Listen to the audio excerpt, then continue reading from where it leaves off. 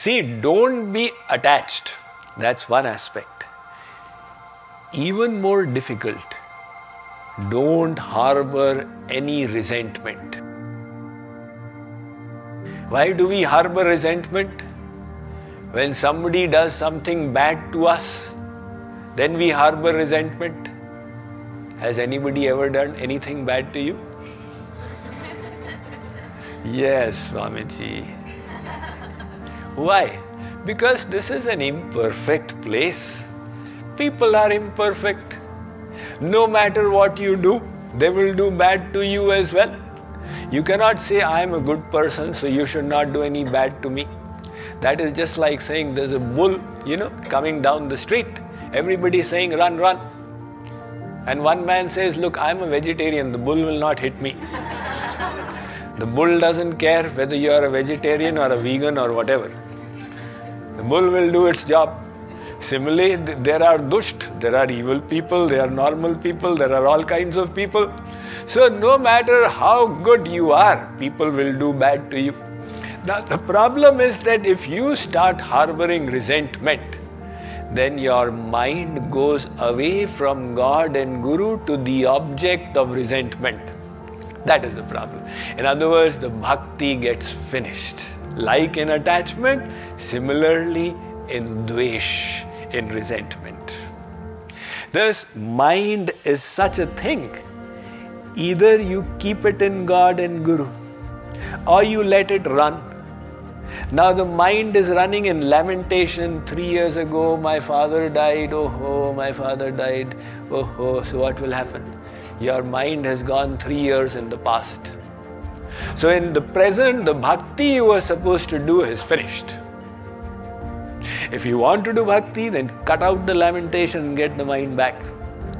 And similarly, the mind runs away in resentment. So, oh, this person is very bad, this person is very bad. Now, instead of remembering God and Guru, you are remembering that person. Just like you would remember in attachment, in the same way you are remembering in hatred. So, both attachment and hatred, both of these need to be released if you have to free your mind to do bhakti. And to give up resentment is a bigger obstacle. But all the acharyas have emphasized it. Let me end with one story. This story was related by Kripaluji Maharaj. There was one dog that used to live in Allahabad. And there was another dog that used to live in the Mangad ashram. So the Mangad dog had a very austere diet, because whenever a devotee came out of the dining hall, they would throw sukhi roti, that's all the dog got. Or sometimes they didn't throw, it would go hungry. And the dog that came from Allahabad said that, why are you in this chakkar of Mangad? Out there you take a look in the halwai shops, you get such wonderful items. You get the amriti and the malpuas, etc. You want sukhi roti out here? So the Mangad dog thought it's a good idea, I should also go to Allahabad. Now the two of them made a plan that it's 60 kilometers. Let us travel 12 kilometers every day. We will reach in 5 days. They started off next morning at 6 a.m. When they covered the 12 kilometers, it had become evening time. And they reached a village. They thought, all right, this is the perfect place for us to spend the night, and we will also arrange for our food out here. But when they entered the village, the dogs of the village took after them.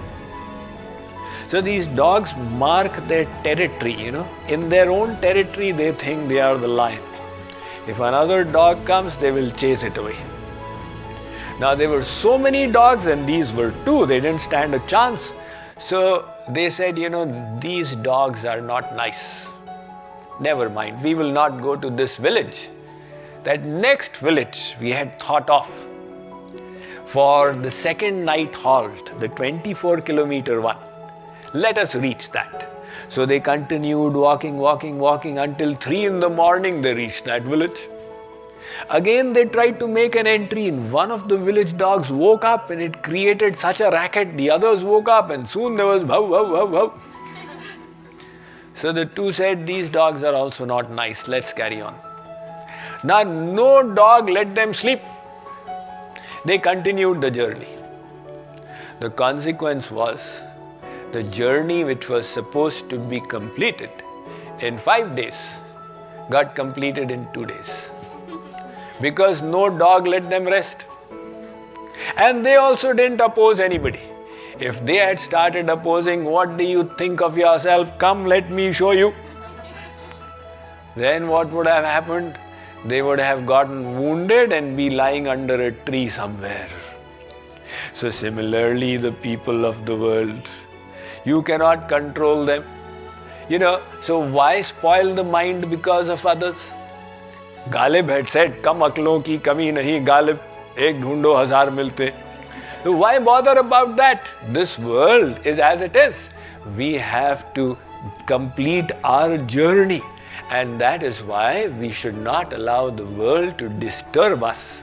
So by getting bhakti, you become free of all these. But as a sadhak engaging in bhakti also, it must be your effort to rid your mind of all these traps and not allow these sentiments to come into the mind.